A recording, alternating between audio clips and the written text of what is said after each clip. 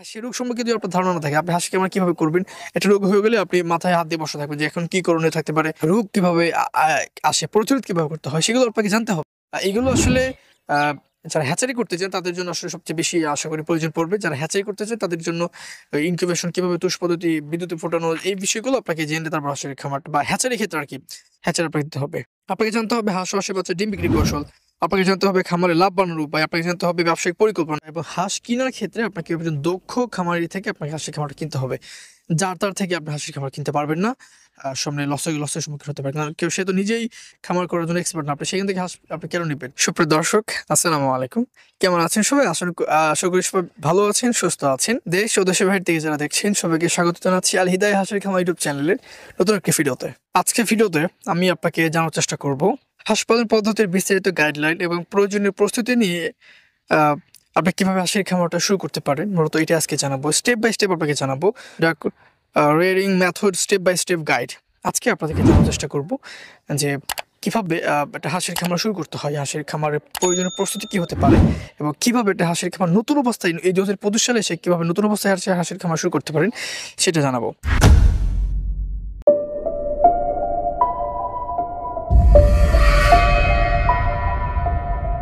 প্রথমে জানা যাচ্ছে হাঁস পালনের উপকারিতা আসলে কি? আপনি হাঁস পালন কেন করবেন?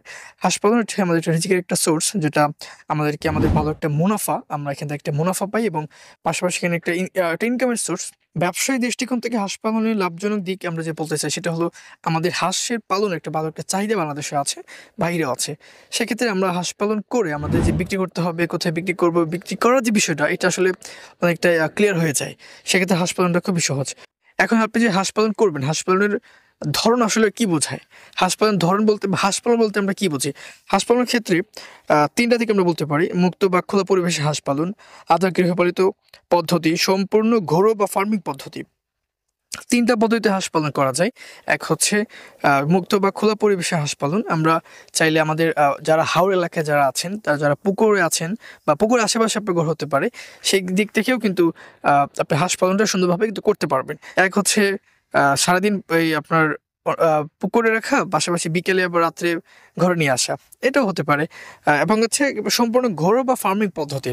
এটা হচ্ছে আপনার ঘরের মধ্যেই আপনাকে হাঁসের যে যত কিছু আছে সেগুলো আপনার ব্যবস্থা করে রাখা। হাঁসের মধ্যেই একটা কৃত্রিম পুকুর করে ফেলা আরকি ঘরের মধ্যে গোসলের জন্য। এইভাবে কিন্তু আপনি হাঁসের পালন ভালো করে করতে পারবেন। ২ নম্বর হচ্ছে হাঁস পালনের জন্য প্রাথমিক প্রস্তুতি। হ্যাঁ?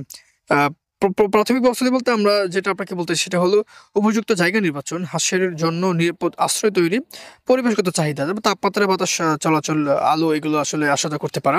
বিশেষ করে হাঁসের খামার ক্ষেত্রে জায়গাটা আপনি কিভাবে নির্বাচন করবেন?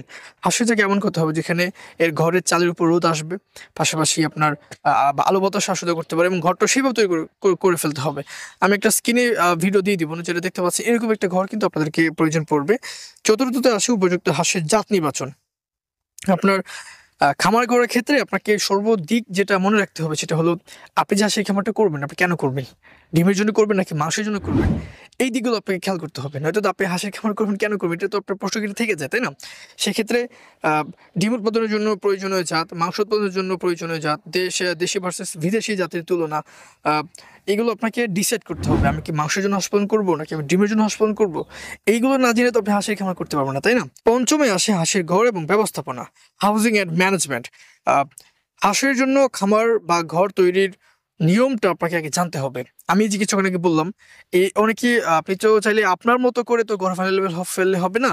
হাঁসের জন্য হাঁসের মতো করে ঘর আপনাকে করতে হবে। তা ঘর নিয়ে আমাদের চ্যানেলে অনেক ভিডিও আছে, সেটাও দেখে আসতে পারেন। আমি এই ভিডিওতে বলব না, ভিডিওটা অনেক লম্বা হয়ে যাবে। পর্যাপ্ত জায়গা ও শেডের প্রয়োজনীয়তা।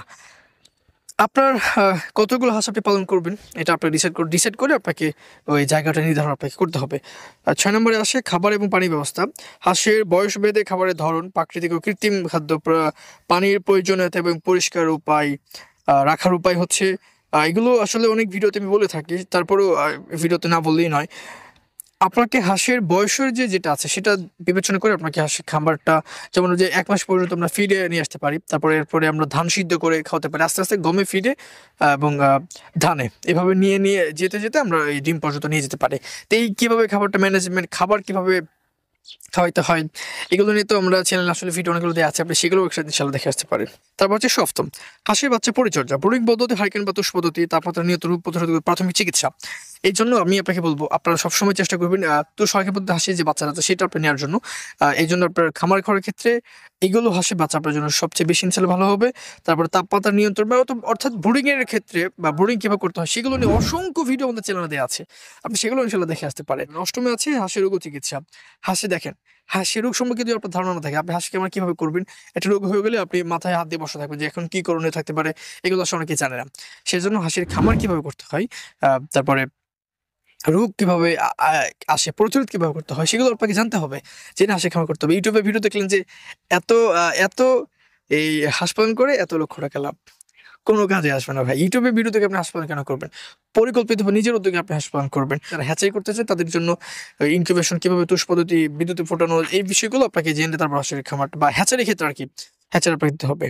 আপনাকে জানতে হবে হাঁস ও হাঁসের বাচ্চার ডিম বিক্রি কৌশল। আপনাকে জানতে হবে খামারে লাভ বাড়ানোর উপায়। আপনাকে জানতে হবে ব্যবসায়িক পরিকল্পনা। এইজন্য আমার রেগুলার সাবস্ক্রাইবার যারা আছেন, আমার ভিউয়ার্স যারা আছেন, আমি সবসময় তাদেরকে সাজেস্ট করি তারা যেন পরিকল্পিত উদ্যোগে খামারটা করে এবং সুন্দরভাবে একজন এবং হাঁস কেনার ক্ষেত্রে আপনাকে একজন দক্ষ খামারি থেকে আপনাকে হাঁসের খামারটা কিনতে হবে। যার তার থেকে আপনি হাঁসের খামার কিনতে পারবেন না। সামনে লসের সম্মুখীন হতে পারেন। কারণ সে তো নিজেই খামার করার জন্য এক্সপার্ট না। আপনি সেখান থেকে হাঁস আপনি কেন নিবেন? এগুলো আপনাকে মেইনটেইন করে হাঁসের খামারটা ইনশাআল্লাহ করতে হবে। তো দর্শক, এই ছিল মূলত আমাদের আজকের ভিডিও। এই ২০২৫ সালে এসে নতুন নিয়মে কিভাবে হাঁসের খামার শুরু করতে পারেন, এরকম একটা টিপস। তো সবাই ভালো থাকুন, ভালো রাখুন এই প্রত্যাশা। সবাইকে আসসালামু আলাইকুম ওয়া রাহমাতুল্লাহ। তো যারা আছেন এরকম নিত্য নতুন ভিডিও পেতে আমাদের চ্যানেল সাবস্ক্রাইব করে রাখতে পারেন। আমাদের বেল আইকনে প্রেস করে রাখতে পারেন ইনশাআল্লাহ। তো ভিডিওটি এবং যদি কিছু বুঝতে চান, কারণ আমি যদি কিছু বলতে ভুলে যেতে পারি, আপনি কমেন্ট বক্সে লিখে যান এবং পরবর্তীতে এই নিয়ে আপনি কথা বলবেন ইনশাআল্লাহ। কিংবা কিছু জানতে চাইলে আমাদের কমেন্ট বক্সে লিখে যান। আমরা আপনার কমেন্ট অনুযায়ী একটা ভিডিও দেব এবং রিপ্লাই দেওয়ার ট্রাই ইনশাআল্লাহ করব। তো সবাইকে মাহে রমজানের শুভেচ্ছা জানিয়ে সবাইকে আজকে বিদায় নিচ্ছি। সবাই রোজা রাখবেন, নামাজ ইনশাআল্লাহ পড়বেন, চেষ্টা করবেন ইনশাআল্লাহ। আমরা চেষ্টা করতে পারি, বাকিটা হচ্ছে আল্লাহর ইচ্ছা। তো আসসালামু আলাইকুম ওয়া রাহমাতুল্লাহ।